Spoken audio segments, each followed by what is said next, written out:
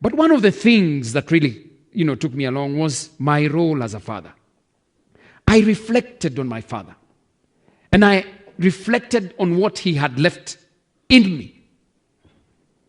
And I reeled back to one time. I remember, my father, by the way, was a politician. That's why she confuses me, the politician. I remember once, in the days of the Moi government, my father was in government. And back in 1983, it was the first time he lost his seat. He had been in parliament since 1966. And so he was the KANU chairman then, after he lost his seat. And a KANU chairman in the Moi government then, you are really the kahuna in town. And so what then happened, and I'm sure Professor Kimura can remember.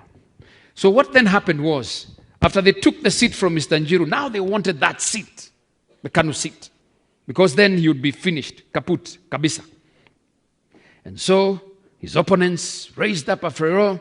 They said he had rigged the election. An election had just been held after the 83 election, and that he must go.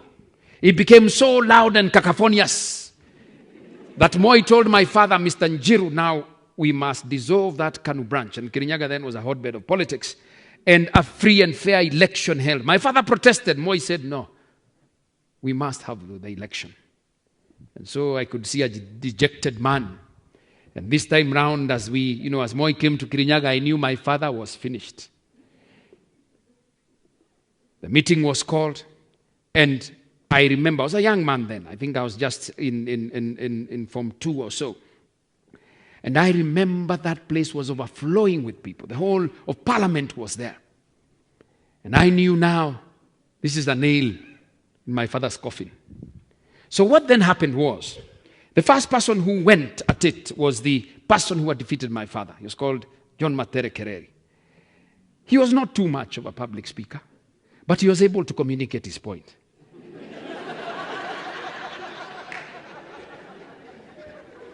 And I have never forgotten to this day his words. He said, wakina mama wanalia, watoto wanalia, wazee wanalia, tunataka uchaguzi Kirinyaga.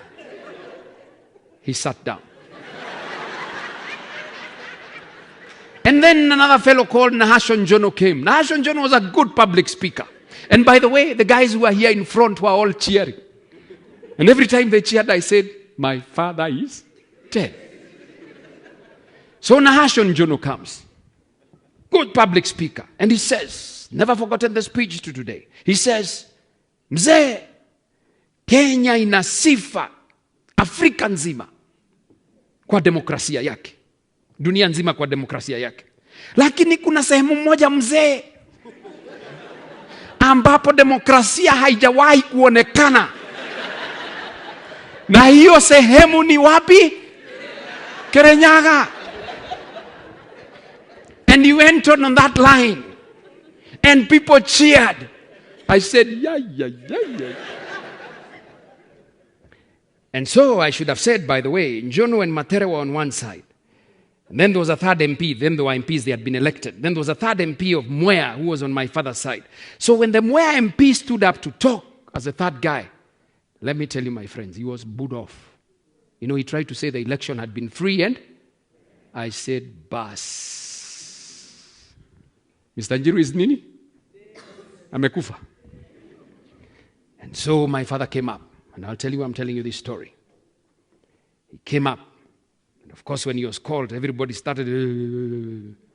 So he comes and stands on his mokwajo and looks at the crowd. For a pregnant, almost 2 minutes. And you know that on the stage is a long time. Even Moi started fidgeting.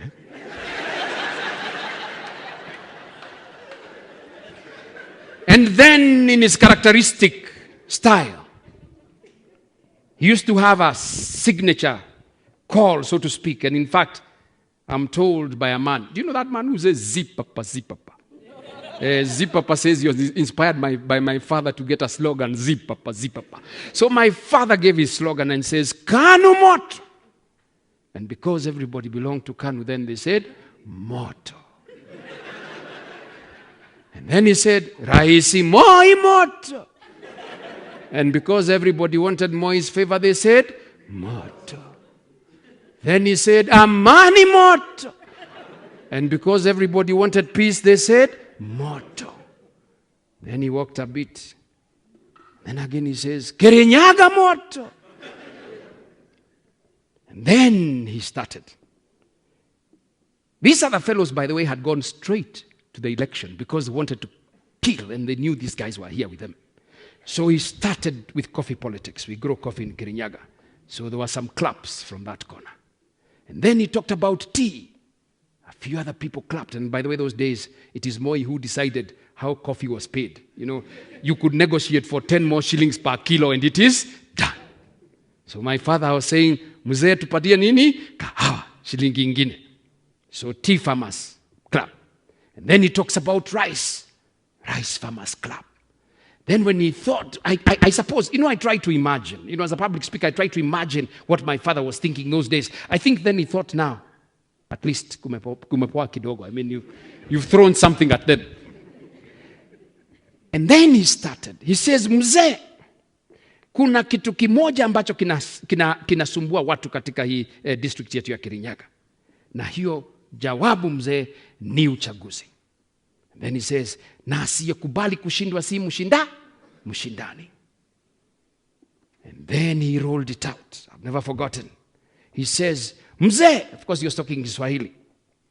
You sent your officers, the highest organ in Kanu, to come and conduct elections in Kirinyaga.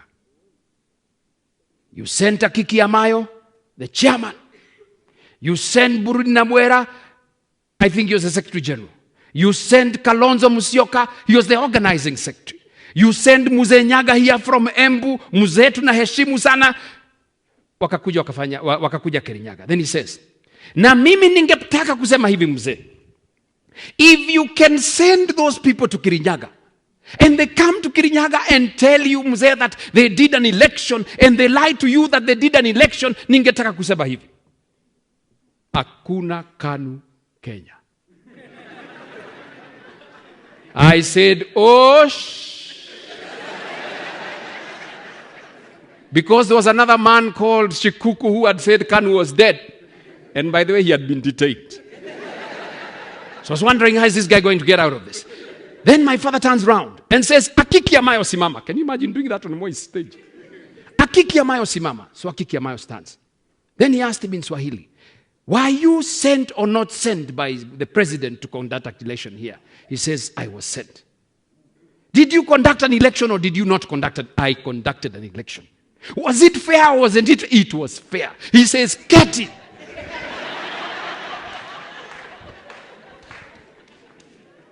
Burudi Namwera simama. Same question.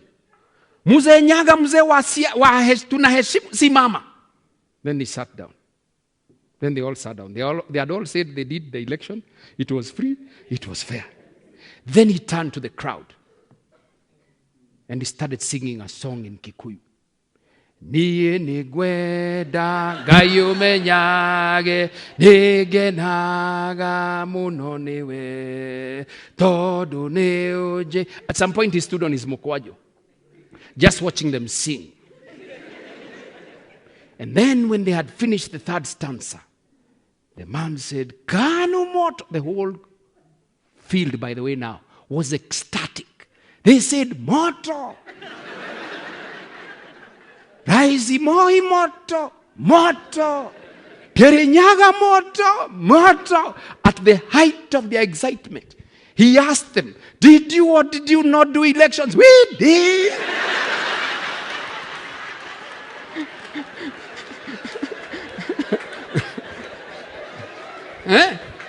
Were they free and fair? Yes.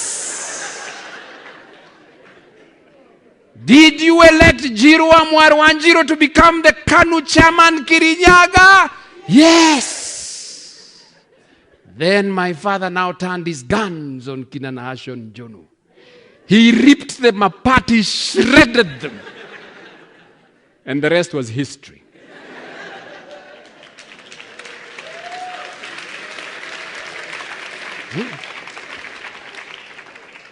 But one of the things why I tell you that story is because it left a profound impact on me. I saw my father execute. I saw my father basically lay his attack. I didn't see it coming. I knew he was finished initially. I hear, by the way, that day when Moi, as he was walking into State House, he was saying, Ganu moto, moto kabisa.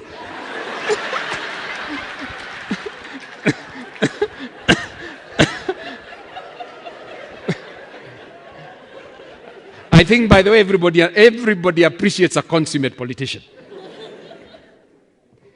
And so in my life, my father would take us along in his politics. In fact, that's why so many people expect me to have been a politician, and I'm not sure I'm not. Maybe I'm doing politics from another corner. But he taught me that, you have to put a passion into what you do.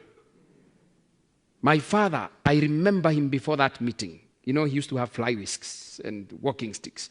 He would lay them on the bed, call me and say, Ken, go and wash this fly whisk and blow dry it.